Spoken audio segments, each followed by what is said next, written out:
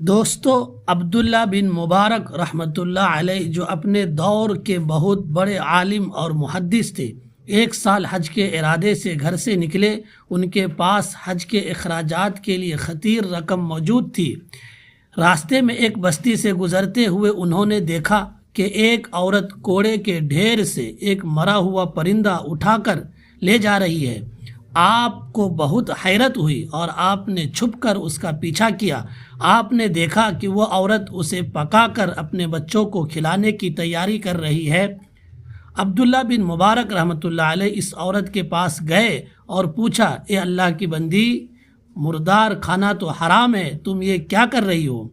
اس عورت نے روتے ہوئے جواب دیا، اے مسافر، میرے 3 چھوٹے یتیم بچے ہیں۔ کئی دنوں سے ہمارے گھر میں فاقہ ہے۔ جب مجھے کوئی راستہ نظر نہ آیا اور بچوں کی بھوک برداشت سے باہر ہو گئی تو میرے لیے یہ مردار حلال ہو گیا تاکہ میں اپنے بچوں کی جان بچا سکوں۔ یہ سن کر عبداللہ بن مبارک رحمۃ اللہ علیہ کی آنکھوں میں آنسو آ گئے۔ انہوں نے فوراً اپنا وہ تھیلا نکالا جس میں حج کے لیے جمع کی گئی پوری رقم تھی۔ انہوں نے وہ ساری رقم اس بیوہ عورت کے حوالے کر دی اور فرمایا، یہ لو، اپنے بچوں پر خرچ کرو، میرا اس سال کا حج یہی ہے۔ آپ حج پر جانے کے بجائے وہیں سے واپس اپنے گھر لوٹ آئے۔ حج کا سیزن ختم ہوا اور جب ان کے شہر کے لوگ حج کر کے واپس آئے تو وہ سب عبداللہ بن مبارک رحمۃ اللہ علیہ کو مبارکباد دینے لگے۔ لوگ کہتے، اے عبداللہ، آپ کو حج مبارک ہو، ہم نے آپ کو عرفات میں دیکھا، ہم نے آپ کو طواف کرتے ہوئے دیکھا۔ عبداللہ بن مبارک حیران رہ گئے کیونکہ وہ تو حج پر گئے ہی نہیں تھے۔